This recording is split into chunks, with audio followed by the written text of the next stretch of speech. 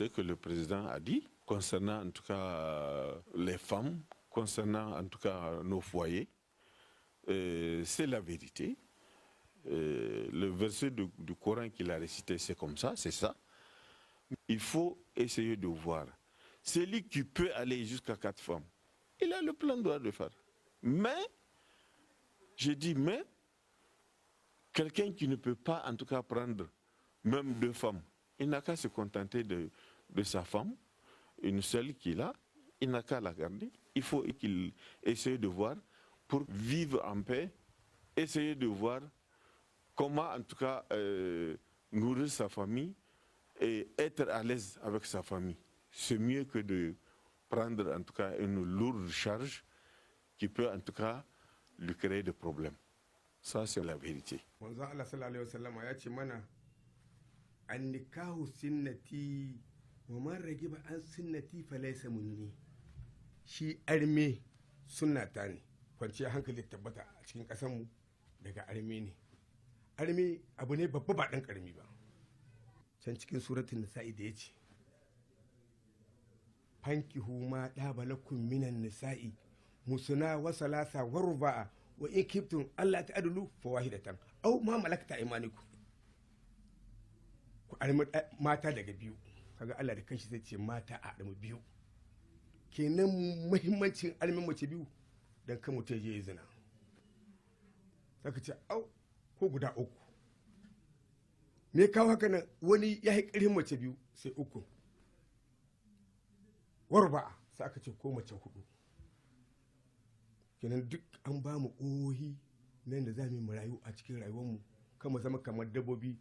Alƙur'ani dai ya ce mu arma to kuma mu tsaya nan bisa ga alƙur'ani ya ce mana kuma alƙur'ani ne zance ne na Allah shi ce mu armi mata biyu ba ce dai ba aka fara ba biyu aka ce uku sai aka ce hudu to inda aka ce ba za ka yi adalci ba ka ba waccan ka hana waccan ka yi zalunci ko ka ba waccan abinci ka hana waccan abinci sai aka ce to fa wahida tan ka tsaga guda daya dole ka ci da ta mun san akwai mutunan da zai armi wacce uku bai da gida guda ya hidiya nan da uku nan da hudu nan da biyar nan da bakwai wallahi ya saba mu Allah me yasa bai iya kiyon lahiyarsu bai iya ciyar da su bai iya biyan kuɗin hayarsu bai iya biyan kuɗin karatunsu ya shiga cikin haɗari shi kai ka ɗauki kiyon da baka iya tayar da shi ko kai ka ɗauki kiyon dabba 200 baka iya kiyaye ta kai kaɗai al ilmu yula la yula alaihi ilimi na bisa kan kun ba babban da ke ilimi da yawa jihohi inda suke da ilimi wallahi yaron matashi ba zai yin arme ba na je misira na je makka na san komi yaro ba zai yi arme ba sai ya mallaki abu uku matashi ba zai yi arme ba sai ya mallaki gida matashi ba zai yi arme ba sai ya mallaki gona matashi ba zai yi arme ba sai ya mallaki motar da zai hawa to sai yanzu munan ka arme mace uku ba ka da ɗaki uku gida haya ne kake da su ka shiga cikin matsala abincin su yana ina stress tana ina kai za ka kula da karatunsu kai za ka gide ɗinsu kai za ka kula da su tarbiyya shugaban ƙasa ya yi wata magana guda biyu ne nake jin daɗin su tun farkon hawan shi mulki ya ce yana son ya maganin ta'addanci ya ce yana son ya maganin rashin ilimi a cikin ƙasa Allah ya zama da ƙasar mu lafiya Allah ya kai mu tashi hankali cikin ƙasar mu Allah ka ba mu ruwa masu albarka ya ba mu kwanci hankali a barkacin rabbana la tuzigh qulubana ba'da idh hadaytana wa hab lana min ladunka rahmatan innaka antal wahhab. L'indice du développement humain nous montre que vraiment nous sommes dans le rouge. Et c'est bien normal, quoi. Que notre président, qui est le garant de toute la République du Niger, il doit prendre ses responsabilités et vraiment prendre ses précautions, quoi. Et c'est bien normal, quoi. D'attirer l'attention de sa population, de sa communauté nigérienne. Donc, espacer de naissance, ça ne veut pas dire arrêter la naissance. Surtout que notre religion nous enseigne organiser la gestion familiale. L'organisation et la gestion familiale restent et demeurent aux agents familiaux. C'est bien normal. Et l'islam a suffisamment préservé Il appartient donc aux parents de prendre soin d'appliquer les principes que le Coran et la Sunna ont prescrits. L'islam nous enseigne tout. Il nous demande un comportement noble face à tout problème, de quelque nature que ce soit, qui touche la société. Qu'il s'agisse de la problématique de la croissance démographique, de la santé de la reproduction, de l'espacement de naissance, du partage, du mariage précoce et ses conséquences sur les femmes, et même sur l'économie de la famille. Le Dieu nous a quand même recommandé de nous marier à une femme, 2 femmes, 3 femmes, 4 femmes.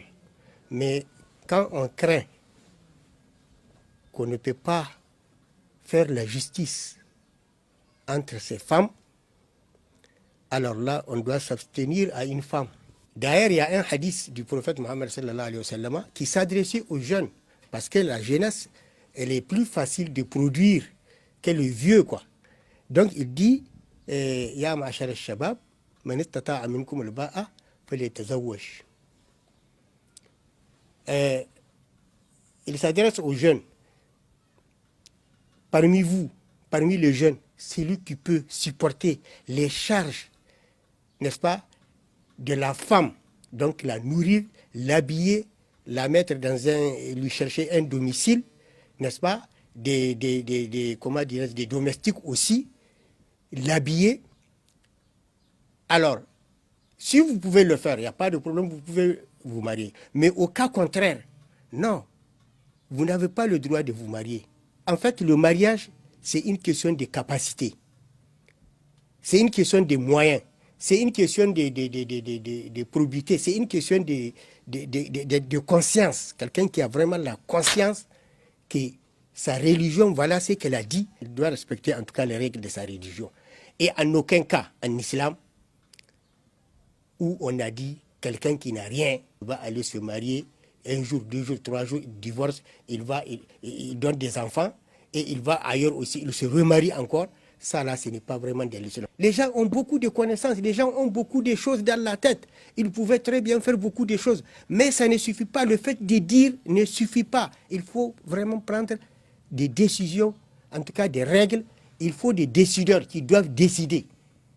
Et je pense que si on le fait, ça c'est une problématique qui est en train d'être posée. Si réellement on veut améliorer les choses, alors on doit faire des assemblées, on va réunir les leaders religieux et on va essayer, en tout cas, de cadrer le débat et tracer en tout cas des règles pour que vraiment chacun vit selon, n'est-ce pas, ce qui est prescrit par notre religion. C'est-à-dire que le Coran et la sunnah du prophète Mohammed sallallahu alayhi wa sallam.